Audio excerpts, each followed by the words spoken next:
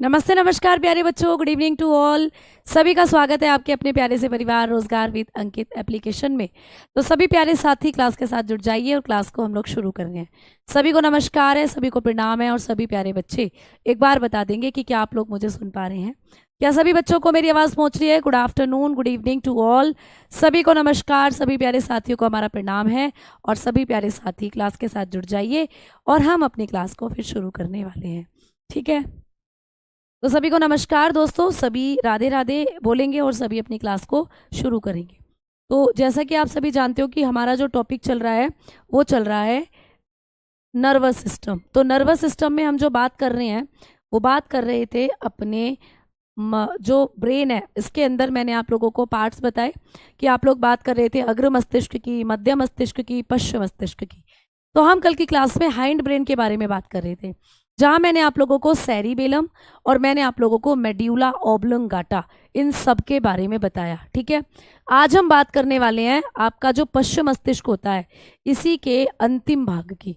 तो हम लोग बात कर रहे हैं पश्चिम मस्तिष्क की, जिसको आप लोग रोम्बस सेफेलोन के नाम से भी जानते हो। पश्चिम मस्तिष्क, हाइंड ब्रेन। अब हाइंड ब्रेन में मैंने आप लोगों को पढ़ाया, अग्रभाग भी पढ़ लिया, मध्य भाग भी पढ़ लिया। पश्चिम भाग की जब हम लोग बात करते हैं तो मैंने आप लोगों को बता रखा है कि पश्चिम भाग के 3 हिस्से हैं, है ना। तो पश्चिम भाग के भी कितने हिस्से होते हैं दोस्तों? 3। कौन कौन से होते हैं आप लोग मुझे बताकर चलेंगे कि 3 हिस्से कौन कौन से हैं। तो आपने बताना है कि मेड्यूला ऑब्लंगाटा, सेरिबेलम और पोन्स। हमने 2 पढ़ लिए थे कल की क्लास में।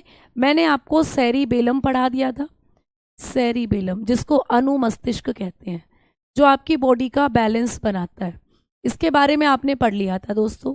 फिर हमने दूसरे नंबर पर एमओ यानी मेड्यूला ऑब्लंगाटा के बारे में पढ़ा था। तीसरा पार्ट आज हम पढ़ने वाले हैं पोन्स। तो पोन्स की हम लोग बात करेंगे अब आज की क्लास में। तो पोन्स जो होता है ये आपके अग्र मस्तिष्क का नहीं, ये आपके पश्चिम मस्तिष्क का ही हिस्सा होता है। और ये जो पोन्स होता है ये क्या काम करता है तो इसके बारे में याद रखना, ये आपके श्वसन तंत्र को कंट्रोल करता है। ठीक है, ये आपके रेस्पिरेटरी सिस्टम को कंट्रोल करता है। तो लिखेंगे श्वसन तंत्र को नियंत्रित करता है, श्वसन तंत्र को नियंत्रित करता है। इसका काम होता है श्वसन तंत्र को नियंत्रित करना। क्लियर? तो ये क्या करता है? श्वसन तंत्र को नियंत्रित करता है। कंट्रोल, आप लोग बताकर चलते हैं, कंट्रोल्ड रेस्पिरेटरी सिस्टम। तो ये रेस्पिरेटरी सिस्टम को कंट्रोल करता है। ठीक है बच्चों। अब मैम श्वसन तंत्र तो आपने हमें कल यहाँ भी बताया था मेड्यूला ऑब्लंगाटा में। तो बड़े ध्यान से आप लोगों को समझना है और सुनना है कि पेपर में प्रश्न आएगा तो कैसे करना है। ठीक है, देखो एग्जाम में जब कभी भी आपको प्रश्न आता है कि हमारे श्वसन तंत्र को मस्तिष्क का कौन सा भाग कंट्रोल करता है, which part of our brain control our respiratory system, तो आपको सबसे पहले मेड्यूला ऑब्लंगाटा ढूंढना है। आपको सबसे पहले मेड्यूला ऑब्लंगाटा ढूंढना है ऑप्शन में। अगर मेड्यूला ऑब्लंगाटा ऑप्शन में नहीं दिया हुआ फिर आपको पोन्स ढूंढना है ऑप्शन में, और फिर पोन्स को ही सही कर कर आना है। लेकिन अगर आपको दोनों ऑप्शन में दिए हुए हैं और पूछा है कि श्वसन तंत्र को कौन कंट्रोल करता है, तो आप पहला जो प्रेफरेंस देंगे वो मेड्यूला ऑब्लंगाटा को ही देंगे। तो इसीलिए याद रखना कि आपका जो श्वसन तंत्र है वो मस्तिष्क के 2 हिस्सों से कंट्रोल होता है। पहला हिस्सा जो कंट्रोल करता है वो मेड्यूला ऑब्लंगाटा है और दूसरा हिस्सा कंट्रोल कर रहा होता है पोन्स। तो पोन्स आप लोगों का सेकेंडरी कंट्रोल करता है, प्राइमरी जो कंट्रोल करता है आपके रेस्पिरेटरी सिस्टम को वो मेड्यूला ऑब्लंगाटा होता है। तो इसीलिए ये 2 तरीके के प्रश्न है जो पेपर में आते हैं, आपको कंफ्यूज नहीं होना है। आपको मेड्यूला ऑब्लंगाटा ऑप्शन में दिया हुआ है और श्वसन तंत्र से क्वेश्चन है तो आप उसी को सही करोगे। अगर मेड्यूला ऑप्शन में नहीं है तब आप पोन्स के साथ चलोगे। ठीक है दोस्तों, क्लियर? AWO TPO के लिए काम आएगी, बिल्कुल आ जाएगी, बिल्कुल आप परेशान ना हो। आ जाओ, अब हम आगे बढ़ते हैं। अगर मैं आप लोगों को आपके मस्तिष्क का डायग्राम दिखाऊं तो ये आपके मस्तिष्क का डायग्राम है। ठीक है, और यहाँ पर आप लोग जो देख पा रहे हो ये वाला जो स्ट्रक्चर है ये आपका पोन्स ही है। ये आप लोगों का कौन सा हिस्सा है? मस्तिष्क का पोन्स। और यहाँ पर जो आप लोग ये हिस्सा देख पा रहे हो ये वाला हिस्सा ये आपके मस्तिष्क का मेड्यूला भाग है। ये कौन सा भाग है बच्चा? ये आपके मस्तिष्क का मेड्यूला वाला भाग होता है। और यहाँ पर ये जो आपको स्ट्रक्चर नजर आ रहा है ये आपके मस्तिष्क का सेरिबेलम है। सेरिबेलम जो कि आपके मस्तिष्क के पश्च मस्तिष्क से जुड़ा हुआ भाग होता है, सेरिबेलम, जिसको आप हिंदी में क्या कहते हो? अनुमस्तिष्क। मैंने कल की क्लास में आपको बताया था। इसको आप हिंदी में कहते हैं अनुमस्तिष्क। इसको आप हिंदी में पोंसी कहेंगे दोस्तों। और जो मेड्यूला होता है इसको भी हिंदी में आप लोग मेड्यूला के नाम से ही जानते हो। तो इस तरीके से आप लोगों को पता होना जाना चाहिए कि आपका ये पूरा एरिया हाइंड ब्रेन है, ये पूरा एरिया पश्चिम मस्तिष्क का होता है। तो यहाँ से आप लोगों का अगर मैं बताऊं, नंबर 1 पर पोन्स है, नंबर 2 पर आपका सेरिबेलम हुआ, और नंबर 3 पर आप लोगों का मेड्यूला हुआ, और नंबर 4 पर अगर मैं बात करूं, ये जो पिंक कलर से आपको स्ट्रक्चर दिख रही है ये आप लोगों की स्पाइनल कोड हो जाती है। ये है आप लोगों की स्पाइनल कोड, जिसको आप लोग अभी पढ़ोगे, लेकिन उससे पहले हम लोग बात करेंगे तंत्रिकाओं के बारे में। तो आपका जो सेंट्रल नर्वस सिस्टम था उसका पहला भाग जो मस्तिष्क है वो कंप्लीट हुआ। अब मैं आप लोगों को बताने वाली हूँ आपकी तंत्रिकाओं के बारे में, फिर हम बात करेंगे आपके स्पाइनल कोड के बारे में। ठीक है, क्लियर है ना? तो जीवन की ब्रिक कहते हैं, जीवन की ब्रिक। जीवन की ब्रिक तो प्यारे बच्चे बेसिकली आप लोगों की कोशिकाएं होती हैं जो आपके शरीर को बनाने का काम करती हैं। ठीक है, यानी कि जीवन का वृक्ष कहते हैं किसको? सेरिबेलम को। ये आपको मैंने कल लिखवाया था। ठीक है, चलो तो स्पाइनल कोड हम लोग पढ़ेंगे, बिहार का बिल्कुल हो जाएगा, कोई दिक्कत नहीं है। केमिस्ट्री की क्लास आप लोगों की जब फिजिक्स या बायोलॉजी में से कोई एक खत्म होगा तब होगी। आइए बात करते हैं अब हम लोग कि मैम आपने हमें हमारे मस्तिष्क के सारे हिस्से बता दिए हैं। ठीक है, अब आप हमें ये बताकर चलेंगी कि हमारे बॉडी के अंदर जो हमारा ब्रेन है, जब ये मैसेज को एक अंग से दूसरे अंग में पहुंचाता है तो उसके लिए कौन जिम्मेदार होता है? तो अब आप लोग हेडिंग डालेंगे न्यूरॉन्स। अब आप लोग हेडिंग डालेंगे न्यूरॉन्स। ठीक है, न्यूरॉन्स जिसको कहते हैं तंत्रिकाएं। तंत्रिकाएं जो होती हैं ये आपके शरीर की एक संरचना है दोस्तों, जो आपके मस्तिष्क में और आपके स्पाइनल कोड में फैली हुई होती है। ठीक है, तो आप लोग बताएंगे कि ये क्या होती हैं? ये मस्तिष्क की कोशिकाएं कही जाती हैं। तो लिखेंगे ये मस्तिष्क की कोशिकाएं हैं, मस्तिष्क की कोशिकाएं हैं। कभी भी आपको पूछे कि मस्तिष्क की कोशिकाओं को क्या कहा जाता है, तो मस्तिष्क की कोशिकाओं को हम तंत्रिकाओं के नाम से जानते हैं। यानी कि न्यूरॉन्स आप लोगों की जो होती हैं ये मस्तिष्क के अंदर या आप लोगों की जो स्पाइनल कोड है वहां होती हैं। तो फिलहाल आप रखो, याद रखो कि न्यूरॉन्स जो होती हैं मस्तिष्क की कोशिकाएं हैं, ये मस्तिष्क की कोशिकाएं होती हैं। ठीक है, दीज आर ब्रेन सेल। ये होती हैं दोस्तों ब्रेन सेल, आपके ब्रेन की सेल होती हैं ये। These are brain cells. तंत्रिकाएं या जिसको आप न्यूरॉन बोलते हो ये क्या होती हैं? आपके मस्तिष्क की कोशिकाएं होती हैं। दूसरा पॉइंट, ये जो आप लोगों की न्यूरॉन होती हैं इनकी पुनः जनन क्षमता सबसे कम होती है। ये पॉइंट भी बहुत अच्छा है, इनकी पुनः जनन क्षमता सबसे कम है दोस्तों। पुनः जनन क्षमता सबसे कम होती है। ठीक है, क्षमता सबसे कम होती है। आपके शरीर के अंदर जितनी भी कोशिकाएं हैं ना उनमें से सबसे कम जो पुनः जनन क्षमता है वो इन्हीं की होती है। तो इनकी पुनः जनन क्षमता सबसे कम होती है दोस्तों। लेस रीजनरेशन पावर होती है, लेस रीजनरेशन पावर, इनकी पुनः जनन क्षमता सबसे कम। मतलब अगर ये एक बार डैमेज हो गई ना तो दोस्तों डैमेज ही रहेंगी। ठीक है, अगर एक बार ये किसी तरीके से डैमेज हो गई तो दोबारा से बहुत कम ये रिपेयर हो पाती है। ठीक है, एक बच्चा कह रहा है कि मैम पोन्स नहीं पढ़ाया। भैया ये क्या है? ये देखो पोन्स, क्या काम है पोन्स का? अभी तो बताया है पोन्स के बारे में कि श्वसन तंत्र को नियंत्रित करता है। बस यही काम है इसका, पोन्स का बस यही काम है और कुछ नहीं है इसका काम। पोन्स क्या करता है? आपके श्वसन तंत्र को नियंत्रित करता है। अभी तो पढ़ाया, अभी मैंने आपको डायग्राम दिखाया कि भाई डायग्राम में पूछेगा कि पोन्स कहाँ है, तो ये जो आप लोगों को हिस्सा दिख रहा है ये आपके पश्चिम मस्तिष्क का पोन्स ही है। ठीक है, पीनियल ग्रंथि कहाँ होती है? आपके दिमाग में होती है पीनियल ग्रंथि, यहाँ यहाँ। हाइपोथैलेमस आपके ब्रेन का अग्र मस्तिष्क का भाग है, हाइपोथैलेमस, उसी के नीचे होती है पीनियल ग्लैंड। तो पीनियल ग्लैंड को जब आप पढ़ोगे तो उसकी लोकेशन बताऊंगी मैं आपको। ठीक है, अब आपने पढ़ा कि इनकी पुनः जनन क्षमता जो होती है वो सबसे कम होती है।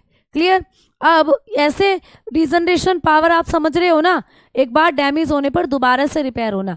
जैसे मेरे हाथ की ये कोशिका, अगर यहाँ चोट लगी तो थोड़े टाइम बाद वो घाव अपने आप भर जाएगा। तो यहाँ की पुनर्जनन क्षमता अच्छी है। आपके लीवर की पुनर्जनन क्षमता सबसे ज़्यादा होती है। आपका लीवर सबसे जल्दी रिपेयर होता है आपकी बॉडी के अंदर, ठीक है। लेकिन सबसे कम किसकी होती है, तो तंत्रिकाओं की या न्यूरॉन्स की, या आपके मस्तिष्क की ऐसी कोशिकाएं हैं जो डैमेज हो गई तो बहुत कम रिपेयर हो पाती हैं। क्लियर। अगला पॉइंट हमने बात करी कि इनमें विभाजन की क्रिया नहीं होती है, तो ये भी याद रखोगे, इनमें विभाजन, विभाजन मतलब ये ऐसी कोशिकाएं हैं जो विभाजन नहीं करती, इनमें विभाजन सबसे कम होता है।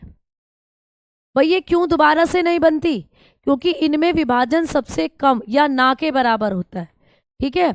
तो ये ऐसी कोशिकाएं हैं, देखो मैं यानी लिख दिया यहाँ पर, नहीं होता। कई बार क्या होता है पेपर में ऐसे प्रश्न आता है कि हमारे शरीर की वो कौन सी कोशिकाएं हैं जिनमें विभाजन सबसे कम होता है या जिनमें विभाजन होता ही नहीं है।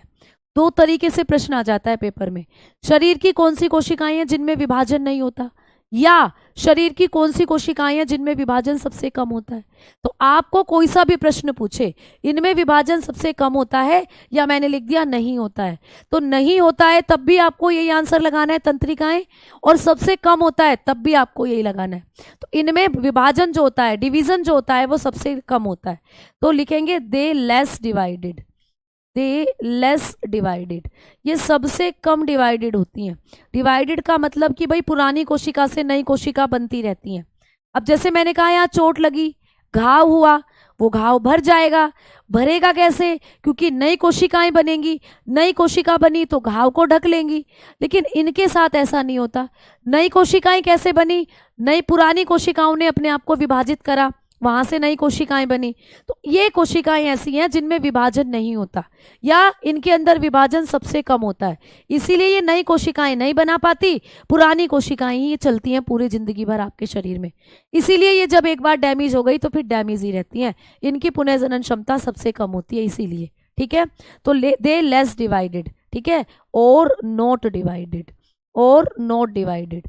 तो या तो इनमें डिवीजन बहुत कम होता है या ये डिवाइड ही नहीं होती है, इस बात को याद रखना, ठीक है भाई। बेटा अग्निवीर की तैयारी कर लो इस बैच से, नर्सिंग असिस्टेंट की भी हो जाएगी, दिल्ली पुलिस की भी हो जाएगी, आप लोगों की बिहार की भी हो जाएगी। अगर मैं अपनी बायोलॉजी की बात करूं तो मेरी बायोलॉजी से, इस बायोलॉजी से तुम इन सारे एग्जाम की बायोलॉजी कवर कर सकते हो, ठीक है। चलो आ जाओ आगे बात करें। अच्छा ऐसा तो कुछ नहीं है प्यारे बच्चे, स्पीकर थोड़ा दूर रखूं, ठीक है। अब आ जाओ इधर, समझते हैं। अब हम बात करेंगे कि मैम ये जो हमारी तंत्रिका कोशिकाएं होती हैं, क्या इनके बारे में और भी इंपॉर्टेंट पॉइंट है। हाँ जी बेटा, जो चौथा पॉइंट लिख रही हूँ बहुत इंपॉर्टेंट है। चौथा पॉइंट ये कि इनको आपके शरीर की या मस्तिष्क की क्रियात्मक और संरचनात्मक इकाई कहते हैं।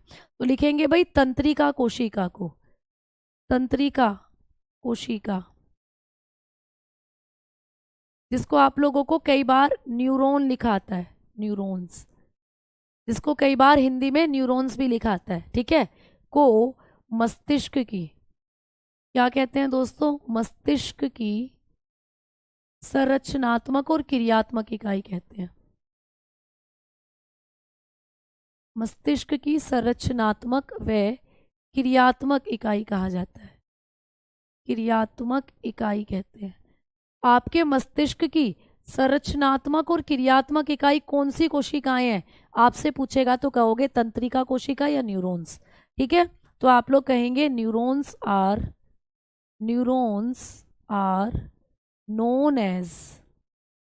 Known as structural and functional unit, structural and functional unit of brain, ठीक है, यूनिट ऑफ ब्रेन। आपके ब्रेन की ये स्ट्रक्चरल एंड फंक्शनल यूनिट होती हैं, मतलब आपके दिमाग की संरचना भी इन्होंने बनाई है और आपका जो दिमाग काम कर रहा है वो इन्हीं न्यूरॉन के द्वारा काम कर रहा है, ठीक है। समझ में आ गई बात।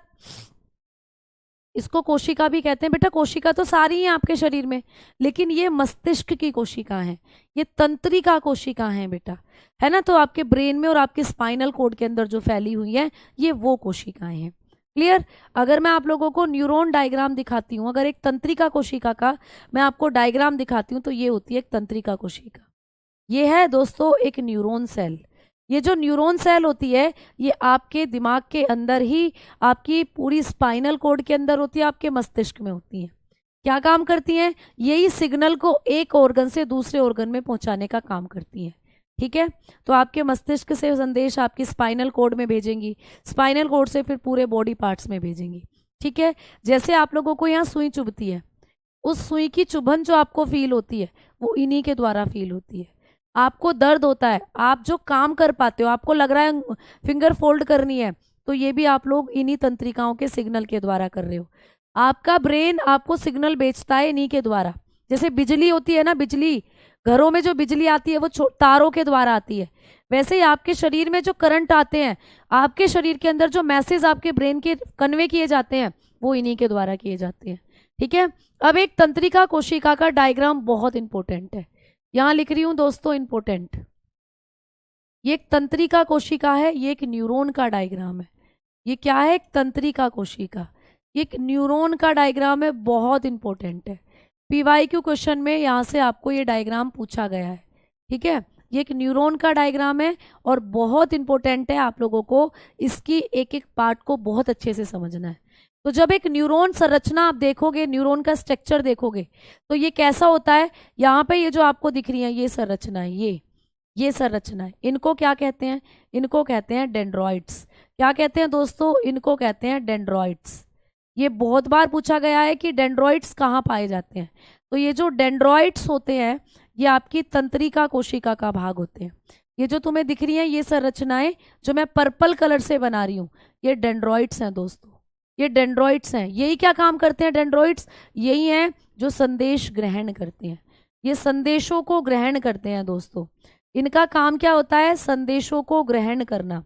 यही एक तंत्रिका कोशिका के अंदर वाला पार्ट है जो तंत्रिका के अंदर जो संदेश आपका ब्रेन भेज रहा है उनको ग्रहण करते हैं। तो डेंड्रॉइड्स का काम क्या होता है? संदेशों को ग्रहण करना। ये क्या करते हैं? Receive messages. इनका काम होता है रिसीव्ड मैसेजेस। यही है जो मैसेजेस को रिसीव करते हैं। आपके दिमाग से जो मैसेज आ रहे हैं उनको ये डेंड्रॉइड ही हैं जो रिसीव करते हैं। फिर ये मैसेज को कहाँ पहुंचा देते हैं? तो भाई ये जो आपको मैं रेड कलर से पार्ट बना रही हूँ, ये रेड कलर वाला जो मैं पार्ट बना रही हूँ मैम, ये क्या है? इस पार्ट को बोलते हैं हम लोग सोमा। इस पार्ट को हम लोग बोलते हैं सोमा। तो ये भी आपको प्रश्न आया है कि सोमा जो होता है ये किस कोशिका का भाग है? तो सोमा तंत्रिका कोशिका का भाग होता है, याद रखना। तो सोमा जो पार्ट है ये भी तंत्रिका कोशिका का पार्ट है। क्लियर। ये जो बीच वाला एरिया आपको दिख रहा है इसको सोमा या कोशिका काय भी कहते हैं। कोशिका काय मैं यहाँ लिख दूं हिंदी में, इसी को हम लोग कोशाकाय भी कहते हैं, कोशाकाय। तो सोमा भी बोल देते हैं इंग्लिश में और हिंदी में कोशाकाय या सेल बॉडी भी बोल देते हैं, आपको दिख रहा है। क्लियर। अब यहां से मैसेज, डेंड्रॉइड से मैसेज ऐसे ऐसे होते हुए यहां आ गए सोमा वाले पार्ट में। अब यहाँ पे आप लोगों को दिख रहा है कि यहाँ पे भाई न्यूक्लियस भी है, ये रहा न्यूक्लियस, ये रहा केंद्रक जिसको मैं ग्रीन कलर से बना रही हूँ, ये केंद्रक है, इसका केंद्रक है दोस्तों। इसके पास केंद्रक भी होता है क्योंकि ये कोशिका है तो केंद्रक भी होता है, इसके पास न्यूक्लियस भी होता है। ठीक है। अब ये मैसेज जो होते हैं सारे के सारे आगे को भेजे जाते हैं इस तरीके से। तो ये जो तुम्हें यहाँ पे इसका पूरा पार्ट नजर आ रहा है, ये जो तुम्हें यहाँ पर ये येलो कलर का ये पूरा पार्ट जो नजर आ रहा है, ये सारा पार्ट कहलाता है एक्सोन। एक्सोन बहुत इंपॉर्टेंट है। एक्सोन आपको पूछता है कि एक्सोन भी किस संरचना से जुड़े हुए होते हैं, एक्सोन कहाँ पाए जाते हैं?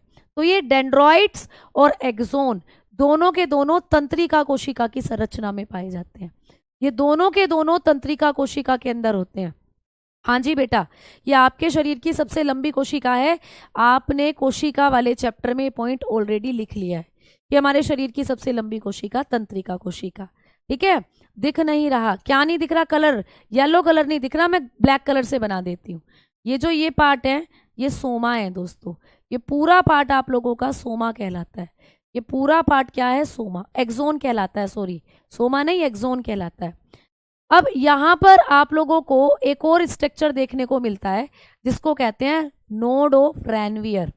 अब जब आप इस संरचना को देखोगे तो बीच बीच में मैं रेड कलर के कुछ सिग्नल बना रही हूँ ऐसे, ये रेड कलर के मैं कुछ इस तरीके से सिग्नल से बना रही हूँ। ये क्या कहलाते हैं? इनको कहते हैं node of Ranvier. Node of Ranvier, Ranvier के नोड। ये भी आपको पूछा जाता है कि रैनवियर के नोड, रैनवियर एक साइंटिस्ट का नाम है, उन्होंने इसको खोजा था। तो रैनवियर के नोड कहाँ पाए जाते हैं? तो नोड ऑफ रैनवियर जो होते हैं ये भी पाए जाते हैं आप लोगों के तंत्रिका कोशिका के अंदर। तो एक तंत्रिका कोशिका से 4-5 संरचनाएं याद रखना। सबसे पहली संरचना डेंड्रॉइड, फिर दूसरी संरचना सेल बॉडी या सोमा, तीसरी संरचना जो है केंद्रक भी है इसके अंदर, चौथी संरचना आप लोगों ने एक्सोन देखी, ये याद रखना। और ये जो बीच बीच में एक्सोन के ये कुंदे से पाए जाते हैं, कुंदे नुमा संरचना, तो इनको कहते हैं नोड ऑफ रैनवियर। ये भी पूछ लेता है कि रैनवियर के नोड कहाँ मिलते हैं, तो आप बताओगे तंत्रिका कोशिका में मिलते हैं, ठीक है। और यहां पर ये वाली संरचना जो आपको ब्लू कलर से दिखी रही है, इसको क्या हुआ भाई, जो आपको ब्लू कलर से दिखी रही है दोस्तों, तो इस संरचना को क्या कहते हैं? ये वाली संरचना, ये एक्सोन टर्मिनल होते हैं। ये कौन सी संरचना है? इनको कहते हो एक्सोन टर्मिनल। यानी मैसेज यहां से होते हुए, ऐसे होते हुए यहां पहुंचते हैं मैसेज, यहां पहुंचते हैं मैसेज, और यहीं से फिर दूसरी न्यूरॉन जो है, दूसरी तंत्रिका, वो आकर जुड़ जाती है। तो मैसेज एक तंत्रिका से दूसरी तंत्रिका में, दूसरी से तीसरी में, तीसरी से चौथी में, ऐसे ही आपके शरीर में जाते रहते हैं।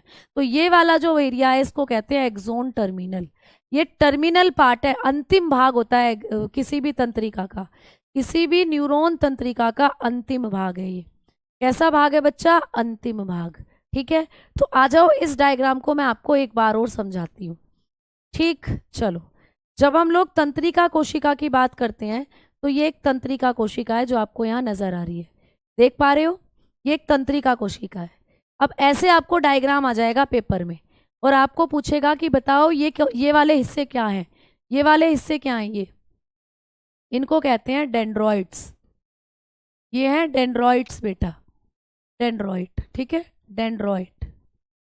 ये डेंड्रॉइड्स होते हैं। इन डेंड्रॉइड्स के अंदर अभी मैंने लिखवाया कि सिग्नल आते हैं आप लोगों के, ठीक है। ये जो पार्ट आपको दिख रहा है, ये वाला पार्ट, ये वाला पार्ट जो आपको दिख रहा है, ये हिस्सा, इसको कहते हैं सोमा। इसको कहा जाता है सोमा। सोमा बोल दो, या इसी को हम लोग सेल बॉडी भी बोल देते हैं, सेल बॉडी। तो सेल बॉडी बोल दो या सोमा बोल दो, ठीक है। अब ये वाला जो हिस्सा है, ये वाला हिस्सा, इसको कहते हैं एक्सोन। इस वाले हिस्से को कहते हैं हम लोग एक्सोन। एक्सोन जो होता है ये भी आपका तंत्रिका कोशिका का ही हिस्सा है, एक्सोन, ठीक है। तो मैसेज यहाँ एक्सोन में गए, और ये वाले जो हिस्से आपको दिख रहे हैं, ये वाले हिस्से, ये एक्सोन टर्मिनल है ना। ये वाले जो हिस्से हैं इनको आप कह देते हो एक्सोन टर्मिनल। यहाँ लिख देती हूँ, ये है एक्सोन टर्मिनल। यानी कि टर्मिनल का मतलब होता है सबसे अंतिम हिस्सा, ठीक है। तो ये एक्सोन टर्मिनल है, ये अंतिम भाग होते हैं किसी भी तंत्रिका कोशिका का, अंतिम भाग। और यहीं पर जाकर जो मैसेज है वो रुक जाते हैं, और इस तरीके से दूसरा न्यूरॉन आकर जुड़ जाएगा। दिख रहा है आपको? ये दूसरा न्यूरॉन है, ये ब्लू कलर वाला है, ये ग्रीन कलर वाला दूसरा न्यूरॉन है। तो ये एक न्यूरॉन है जो आप यहाँ देख रहे हो, और ये दूसरा न्यूरॉन है दोस्तों।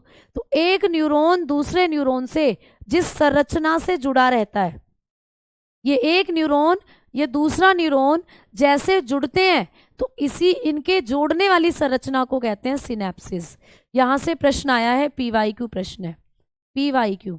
एक न्यूरॉन दूसरे न्यूरॉन से जब जुड़ता है तो किस संरचना से जुड़ता है? देखो समझना, ये एक तंत्रिका है, ये एक तंत्रिका है, ठीक है।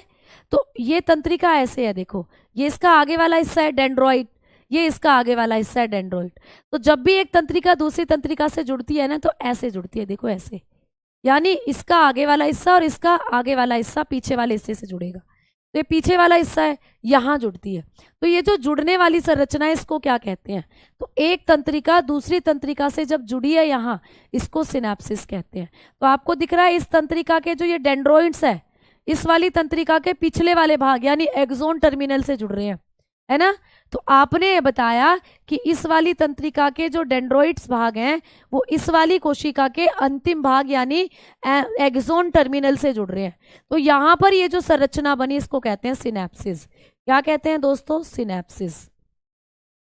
तो ये पेपर में प्रश्न आया हुआ है कि एक तंत्रिका दूसरी तंत्रिका से जो जुड़ती है उस जगह को क्या कहते हैं। तो या एक तंत्रिका और दूसरी तंत्रिका के बीच में जो खाली जगह है उसको क्या कहते हैं? सिनेप्सिस। तो आप लोगों को याद रखना है सिनेप्सिस क्या होता है। एक तंत्रिका से दूसरी तंत्रिका को जोड़ने का काम। ठीक है, लिखना, एक तंत्रिका को दूसरी तंत्रिका से जोड़ने वाली संरचना। दूसरी तंत्रिका से जोड़ने वाली संरचना। ठीक है, जोड़ने वाली संरचना, इसी को कहा जाता है सिनेप्सिस। तो सिनेप्सिस क्या होते हैं दोस्तों? वो स्ट्रक्चर जो एक न्यूरॉन को दूसरे न्यूरॉन से जोड़ती है ना। अब मैं इंग्लिश में लिख देती हूँ। स्ट्रक्चर, सिनेप्सिस क्या होते हैं? Structure that joint one neuron to another। ठीक है, बात समझ में आई? एक तंत्रिका दूसरी तंत्रिका से जो जुड़ती है उसी को कहते हैं प्यारे बच्चों। आरपीएफ में क्वेश्चन आया था कि शिल्डेन और श्वान ने कोशिका को क्या बताया था। बेटा शिल्डेन और श्वान ने कोशिका की कोशिका थ्योरी, सेल थ्योरी बताई थी दोस्तों। तो सेल थ्योरी आपने पढ़ी है, शिल्डेन और श्वान ने दी थी। तो कोशिका के बारे में इन्होंने बताया कोशिका की सेल थ्योरी, कोशिका सिद्धांत को बताया था इन्होंने। ठीक है, चलो। घुटने के अंदर जो जॉइंट है वो खिसक सकता है, घुटने में कैल्शियम की कमी, घुटने के अंदर साइनोवियल फ्लूइड की कमी, ये सब हो सकते हैं आपके घुटने के दर्द का कारण। ठीक है, क्लियर? समझ में आ गई बात? तो ऐसे करके, मैम कल आपकी क्लास नहीं हुई थी क्या? क्यों बेटा, कल तो क्लास हुई थी। कल क्लास हुई थी बेटा, परसों नहीं हुई थी क्लास। ठीक है, न्यूरॉन अलग अलग कलर के नहीं होते बेटा, न्यूरॉन तो आपको दिखाए गए हैं या जिससे आप समझ जाएं अलग अलग रंगों के, तो कलर अलग अलग नहीं होते। तो ये आपको दिखाई गई हैं बेटा तंत्रिकाएं, जिससे आप पहचान सको कि ये एक तंत्रिका है और ये दूसरी तंत्रिका है। तो कलर इनके अलग अलग नहीं होते। ठीक है, तो ये क्वेश्चन आपको पीवाईक्यू में पूछा गया है। अब आओ, अब बात करते हैं, मैं आपको दिखाती हूँ न्यूरॉन्स की स्ट्रक्चर की आपकी बॉडी में कौन कौन से किस तरीके से पूरा तंत्रिकाओं का जाल फैला होता है।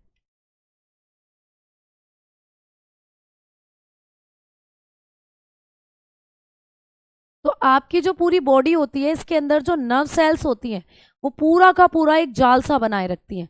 इसी के द्वारा जो सारे के सारे सिग्नल होते हैं वो आपकी बॉडी में जाते हैं। अब इसको देखते हैं, ये वीडियो है आई थिंक, वीडियो तो हम लोगों को नहीं देखनी है। बेसिकली न्यूरॉन सेल जो होती है ये आपकी बॉडी में जिस टाइप से फैलती है जाकर, वो स्ट्रक्चर मैं आपको दिखाना चाहती हूँ। तो आपकी जो पूरी बॉडी होती है, इस बॉडी के अंदर जब आप देखते हो कि जो न्यूरॉन का स्ट्रक्चर होता है, देखो ये आपकी न्यूरॉन सेल है, ये इस तरीके से। तो ये पूरी न्यूरॉन सेल जो होती है ये आप लोगों की क्या करती है, एक कोशिका से दूसरी कोशिका में जाकर जुड़ती है।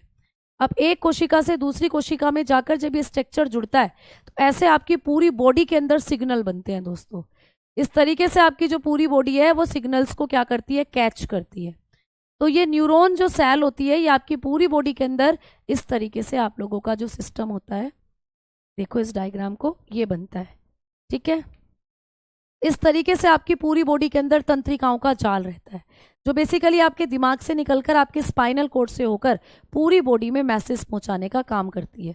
अगर आप यहाँ देख पा रहे हो, ये ब्लू कलर की जो स्ट्रक्चर्स हैं, ये आपकी तंत्रिकाओं का जाल है जो आपके मस्तिष्क से आपके स्पाइनल कोड तक गई और स्पाइनल कोड से आपकी पूरी बॉडी में फैली हुई है। यहीं से आप लोगों के जो सिग्नल होते हैं वो आपकी बॉडी के अंदर कन्वे किए जाते हैं, आपकी बॉडी के अंदर पहुंचाए जाते हैं। ठीक है, बताओ कोई दिक्कत किसी भी बच्चे को? यहाँ तक चीजें आपको समझ में आ रही है? ठीक है, चलो आओ आगे बात करते हैं। अब हम लोग अब चलते हैं आगे की तरफ। अब मैं आप लोगों को बताने वाली हूँ कुछ और इम्पोर्टेंट चीजें, जैसे आप लोगों को आपकी जो स्पाइनल कोड है यहाँ से प्रश्न आता है। तो तंत्रिका कोशिका के बारे में इतनी चीजें आप लोगों ने याद रखनी है। आ जाओ, अब हम हेडिंग देंगे स्पाइनल कोड। अब हम बात करते हैं मेरू रज्जू की। तो हेडिंग देंगे दोस्तों स्पाइनल कोड। स्पाइनल कोड जिसको कहते हैं मेरू रज्जू, मेरू रज्जू। ठीक है, तो मेरू रज्जू यानी आपकी जो स्पाइनल कोड है, ये क्या क्या काम करती है या यहाँ से क्या क्या प्रश्न आपको बनते हैं वो आपकी बात करते हैं। देखो, अगर आप लोग अपनी स्पाइनल कोड की बात करें तो एक मोटी पेशी होती है जो आपके मस्तिष्क से निकलती है, आपके पश्च मस्तिष्क से जुड़ी होती है, हाइंड ब्रेन से। तो लिखोगे यह मस्तिष्क से निकलने वाली एक पेशी है। यह कौन से मस्तिष्क से? पश्च मस्तिष्क से। पश्च मस्तिष्क से जुड़ी होती है, याद रखोगे। यह पश्च मस्तिष्क से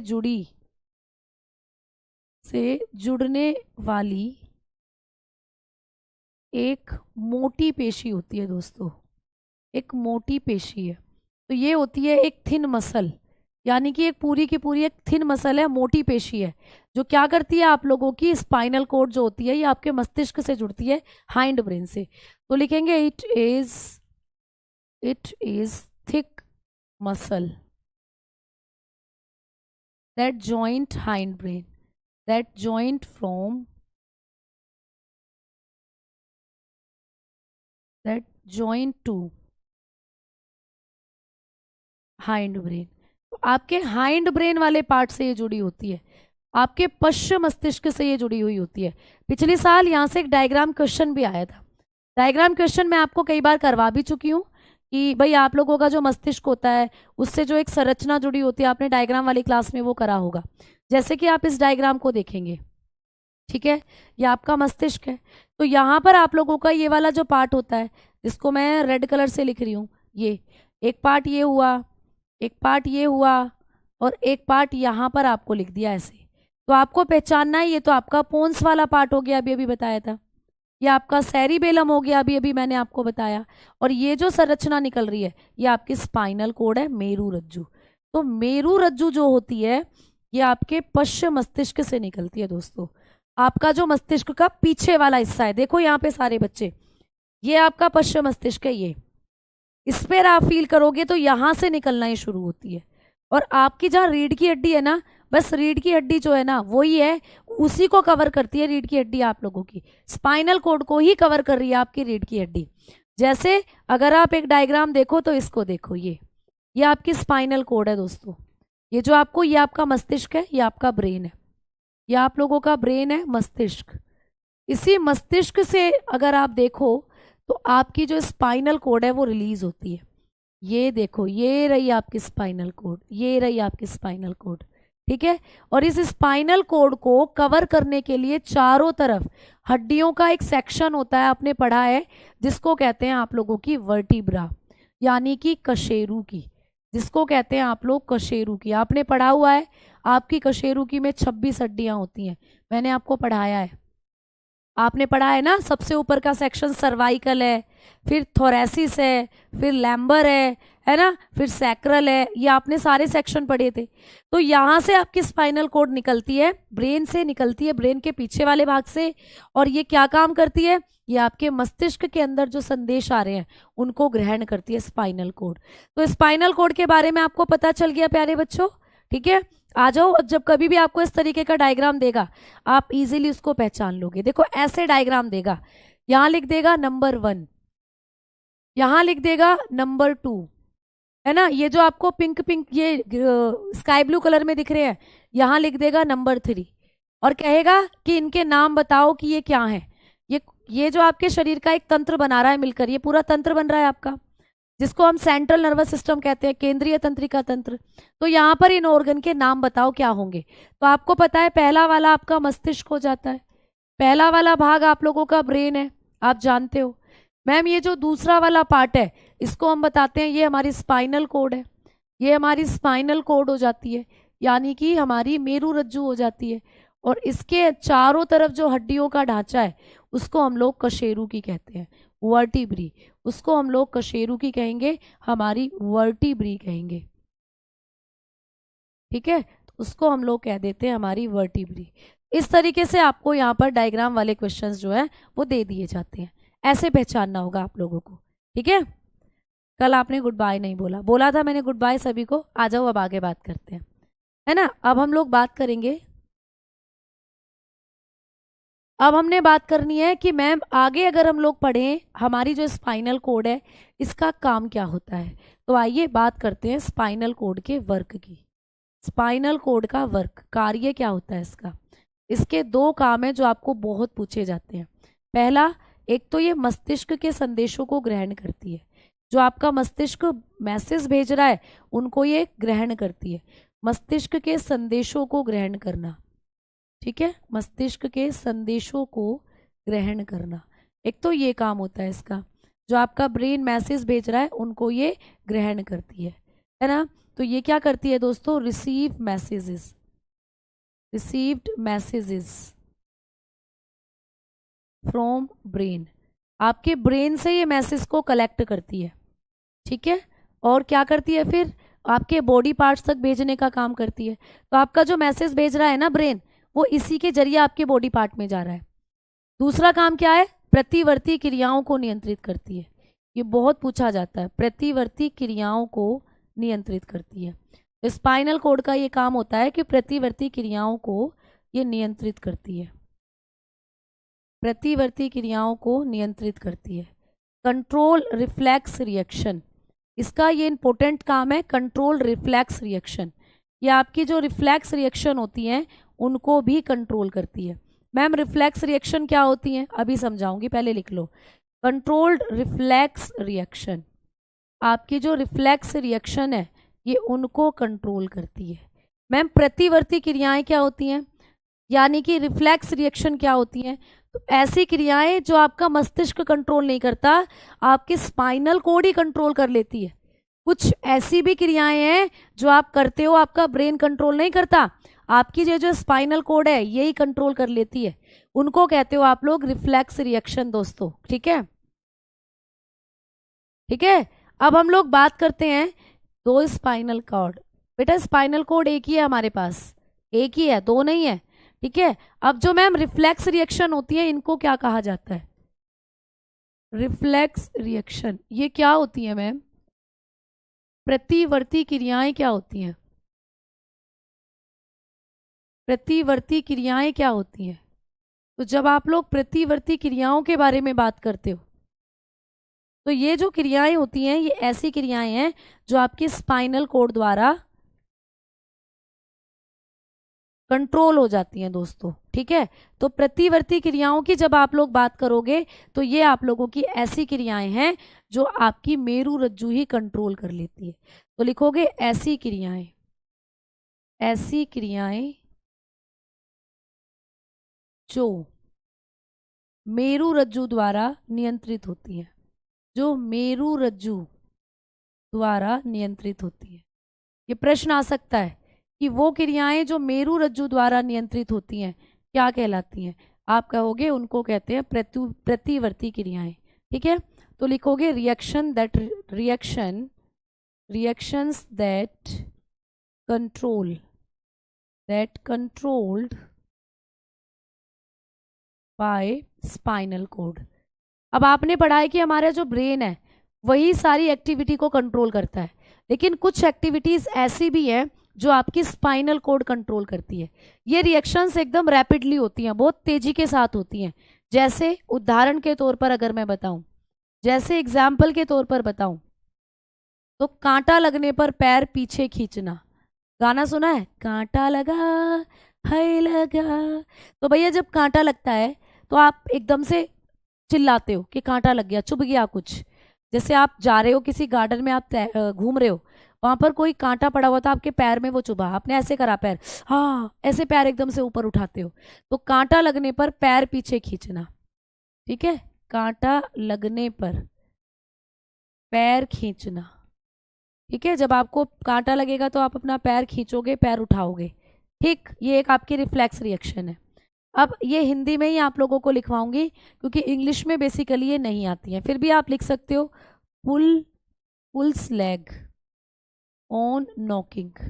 नॉकिंग का मतलब हो जाता है कि कोई चीज आपके पैर में पिंच हुई है या पिंचिंग, ठीक है।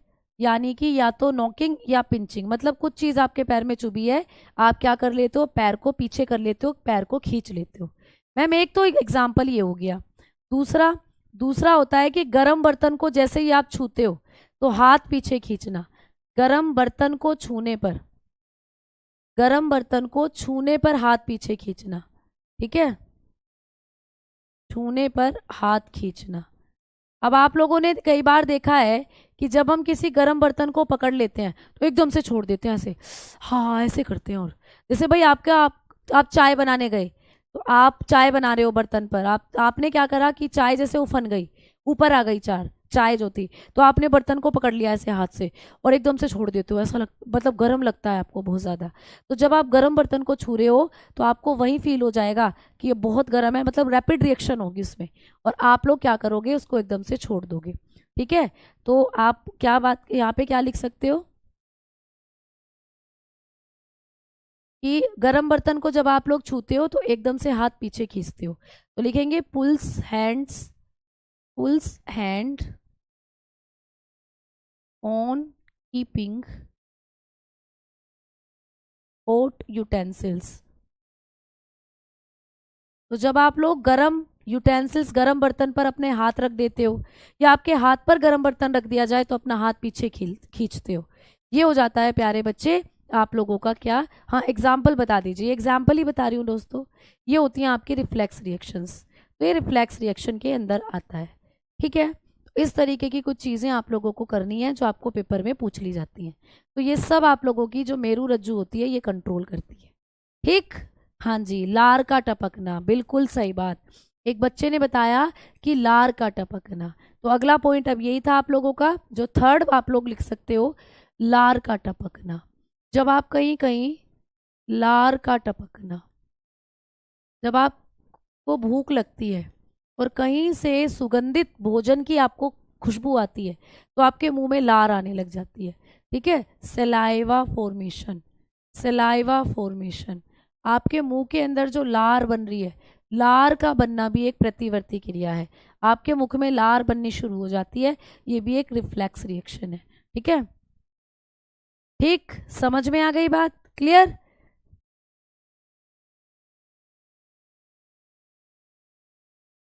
ठीक है ना बेटा? मिथुन प्यारे बच्चे बहुत बहुत धन्यवाद, क्लियर। फिर तो उस कंट्रोल को थैलेमस, बेटा जैसे आपने गर्म पानी में हाथ डाला, आपको जो गर्म पानी है वो गर्म लगा, पानी में आपने हाथ डाला गर्म लगा, एकदम से आप लोगों को फीलिंग नहीं आती गर्म पानी की, चाहे आपको कुछ सेकंड पानी में हाथ डालना पड़ेगा तब आपको फीलिंग आएगी। वो कंट्रोल कर रहा है थैलेमस। लेकिन जब आपने गर्म बर्तन को छूकर एकदम से हाथ पीछे खींचा तो वो है आपकी रिफ्लेक्स रिएक्शन। जब आप प्रतिक्रिया दिखा रहे हो वो रिफ्लेक्स रिएक्शन है। अब आपने गर्म बर्तन में गर्म पानी में हाथ डाला और एकदम से हाथ पीछे खींचा, तो वो जो हाथ खींचने की प्रतिक्रिया हुई वो है रिफ्लेक्स रिएक्शन। तो रिफ्लेक्स रिएक्शन वो है जब आप एकदम से रैपिड रिएक्शन करते हो, एक्शन करते हो, कार्य करते हो, है ना। तो जैसे आपको फीलिंग जो दे रहा है वो थैलेमस दे रहा है, मतलब वो बर्तन गर्म है, ये जो आपने फील करा वो तो थैलेमस की बदौलत करा। लेकिन जब आपने उसके प्रति एक्शन करा, एकदम से पकड़कर छोड़ दिया या ऐसे एकदम से रैपिड आपने रिएक्शन करा, तो वो आपने जो करा वो आपकी स्पाइनल कोड ने कंट्रोल करा था, वो था आप लोगों का रिफ्लेक्स रिएक्शन, प्रतिवर्ती क्रिया। क्लियर? चलो अब आ जाओ आगे बात करते हैं। तो इस चैप्टर से जितने भी इंपॉर्टेंट फैक्ट आप लोगों के बन सकते थे मैंने वो आप लोगों को बताए हैं, है ना भाई। आज बफरिंग थोड़ी ज़्यादा, इमेज डायग्राम कैसे करें बेटा, डायग्राम के बारे में मैं आपको बता रही हूँ कि जैसे जैसे डायग्राम वाली क्लास होती है, आप लोगों की डायग्राम वाली क्लास होती है दोस्तों, वो होती है संडे में 5 बजे। तो आप लोगों की जो डायग्राम वाली क्लास होती है इसके बारे में जब आप लोग बात करेंगे तो उस क्लास के अंदर मैं आपको 10 क्वेश्चन कराती हूँ। तो वो सारे डायग्राम वाले क्वेश्चन नहीं होते हैं, उस क्लास के साथ जुड़ जाया करो। और इस संडे तो नहीं हुई थी, लास्ट वाले संडे, लेकिन इस संडे ज़रूर होगी। पिछले संडे होली की वजह से नहीं हुई थी क्योंकि होली की वजह से मैं अवेलेबल नहीं थी, तो इस संडे ज़रूर होगी 5 बजे। ठीक है, कुछ बच्चों के डाउट है इस बारे में तो मैंने बता दिया, और कुछ बच्चों के डाउट बुक को लेकर भी आ रहे हैं। बेटा बुक जो है वो आप लोगों को अवेलेबल है रोजगार विद अंकित एप्लीकेशन के अंदर। आप बुक खरीदना चाहते हो, बहुत बेहतरीन बुक है, पूरी डायग्राम के साथ वो बुक है। उसमें आप लोगों को अगर उसको आप खरीदना चाहते हो, तीनों साइंस उसमें दी हुई हैं, रेलवे के लिए एकदम बेस्ट है। और रोजगार विद अंकित एप्लीकेशन में जाइए, बुक वाले सेक्शन में जाइए, वहाँ से आप उस बुक को परचेज कर सकते हो। ठीक है, 20% अभी उस पर ऑफ चल रहा है, कुछ ही दिनों में वो ऑफ खत्म हो जाएगा। अब यहाँ से आप लोगों ने रिफ्लेक्स रिएक्शन को भी पढ़ लिया, है ना।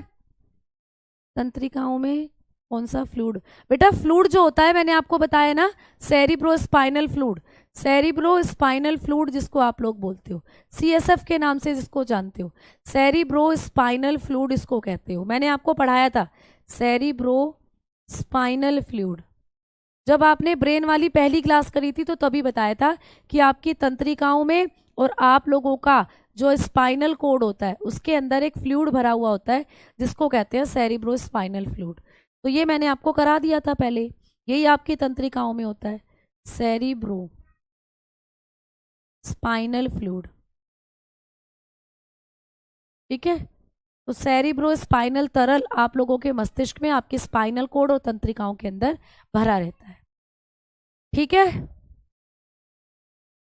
चलो आ जाओ, अब हम आगे बात करते हैं।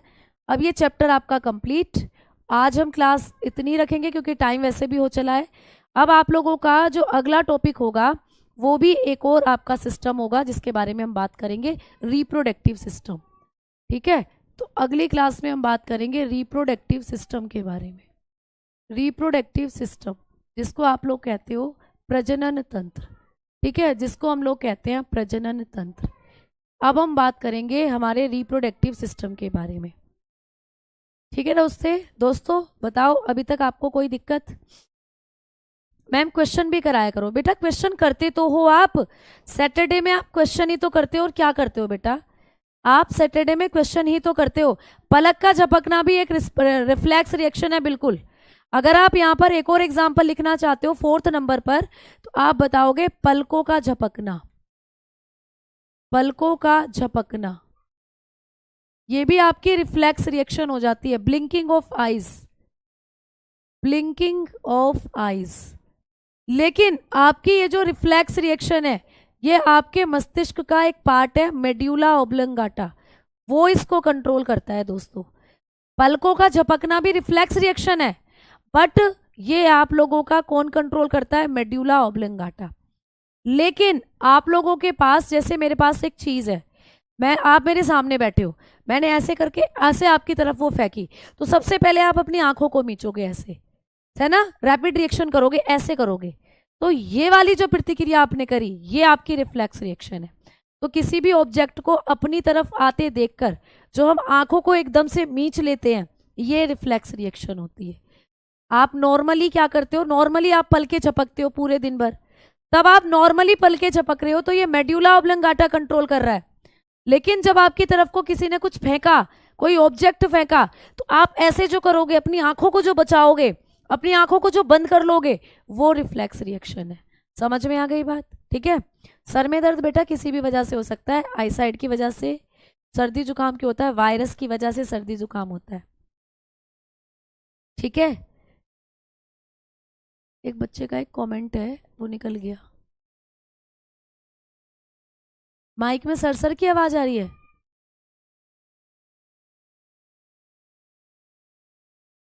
हाँ, तो ये तो रिफ्लेक्स रिएक्शन, आप लोगों की पलकों का झपकना, ये तो एक आपकी जैविक क्रिया हो गई। आप पलके झपकोगे, बिना पलकों के झपके नहीं रह सकते। लेकिन आप लोगों को कोई ऑब्जेक्ट फेंक रहा है आपकी तरफ, तो वो एकदम से जब आप एक क्रिया कर रहे हो वो हो जाती है रिफ्लेक्स रिएक्शन। ठीक है, समझ में आ गई? आप लोग बताकर चल सकते हो कि लगभग इसकी जो लंबाई होती है वो सभी के अंदर अलग अलग होती है। ये हाइट के अनुसार आपकी होती है, जो आपकी मेरू रज्जु है इसकी जो लंबाई है वो हाइट के अनुसार होती है। बच्चों में ये थोड़ी छोटी, बड़ों में ये थोड़ी बड़ी होती है। लगभग अगर मान के चलो तो 30 सेंटीमीटर के आसपास इसकी लंबाई आप मान सकते हो। ठीक है, 30 से 35 सेंटीमीटर नॉर्मली इसको आप मान सकते हो। लेकिन जब कभी भी ये लंबाई आपकी ज़्यादा होगी तो ये थोड़ी ज़्यादा हो सकती है, कम है तो थोड़ी कम हो सकती है। ठीक है, चलो आज के लिए इतना रहने देते हैं, अगली क्लास में पढ़ेंगे बाकी की चीज़ें। अवशेषों के बारे में, बुक अपने आप ऑर्डर हो गया कैंसिल? ऐसा तो नहीं हो सकता कि ऑर्डर अपने आप कैंसिल हो जाए।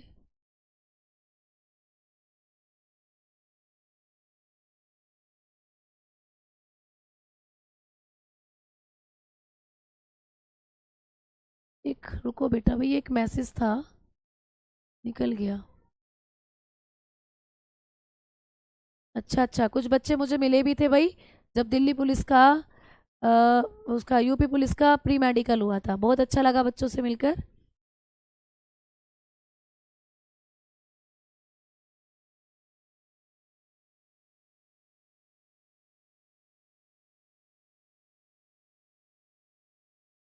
चलो तो धन्यवाद सभी बच्चों को, शुक्रिया। कोई डाउट होते हैं तो बेटा प्लीज, आपके कोई डाउट होते हैं तो टेलीग्राम ग्रुप में जरूर पूछा करो, ठीक है। आप टेलीग्राम में पूछोगे तो उसका डाउट जो होगा, कई बार यहाँ से अब मैं मैसेज ढूंढ रही हूँ, एक बच्चे का मैसेज था, मैं कंप्लीट उसको नहीं देख पाई, वो निकल गया। अब मुझे ढूंढने से भी नहीं मिल रहा, क्योंकि लगातार आप मैसेज करते रहते हो। अगर ऐसे कोई आपके डाउट होते हैं तो आप टेलीग्राम ग्रुप में ज़रूर पूछा करो, ठीक है। आज शायद मैं रिप्लाई ना कर पाऊँ, क्योंकि आज 8 बजे रात को क्लास है, बिहार के PY क्यू क्वेश्चन मैं कराने वाली हूँ। तो सभी बच्चे, अगर आप चाहते हो बिहार पुलिस के लिए फॉर्म भर रहे हो, तो आज रात 8 बजे मेरी क्लास है मगध सीरीज के अंदर, जिसमें मैं आपको बायोलॉजी के पिछले वर्षों में या PY प्रश्न जो आपको पूछे गए हैं अभी तक, उनमें से 30 क्वेश्चन आज आपको कराने वाली हूँ। और कल भी होगा मेरा एक सेशन, जिसमें मैं आपको बाकी के क्वेश्चंस कराऊंगी। तो रात 8 बजे आप क्लास के साथ जुड़ना चाहते हो तो जुड़ जाना। यूट्यूब पर होगी, रोजगार विद अंकित यूट्यूब चैनल पर, ठीक है। तो धन्यवाद, नमस्कार। बुक को ऑर्डर कर सकते हो, ठीक है।